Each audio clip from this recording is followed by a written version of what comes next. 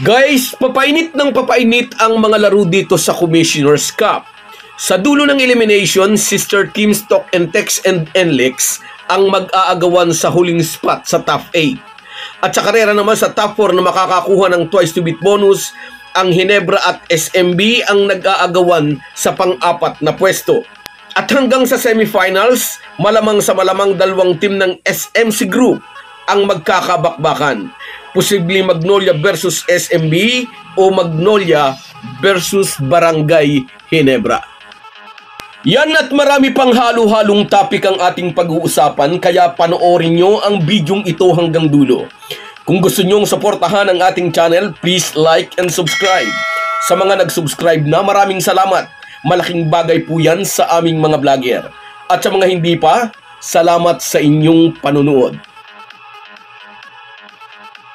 Mga ka-Republic, ang Magnolia ang unang team na nakasalta sa playoffs at unang team din na nakapag-secure ng twice to beat bonus. Magkasukob naman sa number 4 ang SMB at ang Barangay Ginebra. Ngunit sa bisa ng winner over the other rule, may inside track ang Beermen over Gin Kings dahil nanalo ang SMB laban sa Ginebra nang magharap sila sa elimination. Sa ganitong senaryo, baka mag-number 5 ang mga bataan ni Coach Tim Cone. At sa tournament format, top 1 versus number 8, top 2 versus number 7, top 3 versus number 6, at ang number 4 versus number 5. Kung number 4 ang SMB at number 5 naman ang Ginebra, silang dalawa ang magkakalaban sa playoffs. At may twice to beat bonus ang SMB. Parang dadaan sa maliit na butas ng karayom ang Ginebra para malakdawan ng SMB. Lalo't nagbabalik na ang 7-time MVP na si Junmar Fajardo plus nasa kondisyon naman si Terence Romeo. Idagdag pa ang dating NLEX-man na si Don Trollano na mukhang lalong humuhusay nang malipat sa team ni Coach George Gallen. Ngunit kung sakaling ang ganito ang mangyayari, ay tiyak na bibigyan ng Ginebra ng mahirap na laban ng SMB.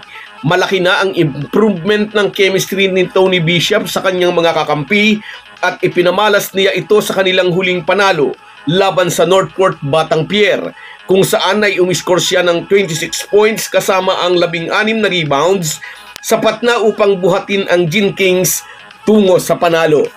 At isang vindication din para kay Coach Tim Cone na mag-stick kay Bishop bilang kanilang import kahit maraming fans ang nananawagang palitan ito.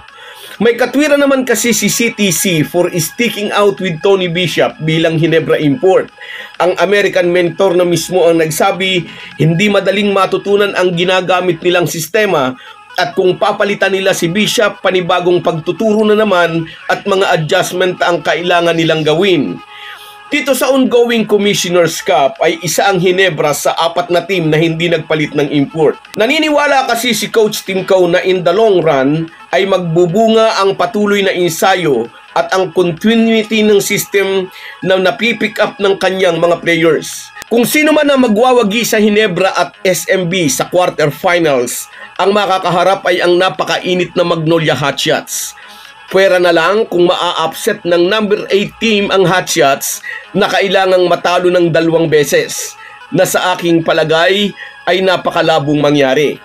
Posible pa ito kung ang team ni Coach Yeng Giao na rain or shine ang makakatapat ng Hotshots. Ang ROS ang nagbigay ng unang talo ng Magnolia sa elimination. Magaang nalaban na ang huling game ng SMB kontra ito sa Blackwater sa darating na Biyernes. Samantalang ang Barangay Ginebra ay haharapin pa ang NLEX sa January 13. Sabi ko nga, napakalabong ma-upset ng Blackwater bossing ang SMB, lalo na't napakahusay ng bagong import nila na si Boatwright na umiskor ng 51 points sa kanyang debut game. Ang panalo ng SMB sa Biyernes ay magpapatibay sa hawak nila sa number 4 spot at tuluyang itutulak ang Ginebra sa number 5 para gawing opisyal ang pagsasagupa nila sa quarterfinals. Ngunit maaari pang mabago ang senaryong ito, depende sa kalalabasan ng laro ng Phoenix at Meralco. Ganun din dilikhari ng pagbabago kung matatalo ang Phoenix sa laro nila kontra naman sa Tok and Tex sa January 14. Pero kung sakaling ang di maiiwasan na magharap ang SMB at Ginebra, sa puntong ito, madadagdagan ang supporters ng SMB. Kakampi sa Beermen ang mga fans ng mga team na maagang na-eliminate. Dahil nasa Boracay na ang kanilang team, makikisawsaw na lang muna sila sa ibang kupunan upang makakuda sa social media. So guys, yan lang muna. Hanggang sa muli. Bago tayo magpaalam, may imekos-mekos na natin ang ating shoutout. Shoutout kina Jose Rodrigo, Herminio Centeno, salamat kapatid. Bernie Roland,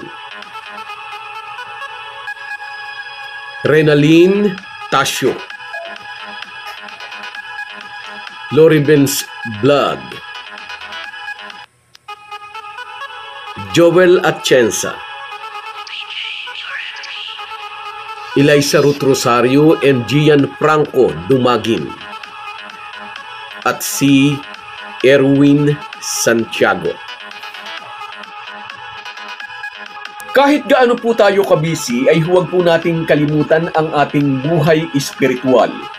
Lagi po tayong magpasalamat sa bawat araw na dagdag sa ating buhay. Malaki po ang maitutulong ng pananalangin araw-araw. Isang paalala po mula sa inyong Halo-Halo Sports Republic.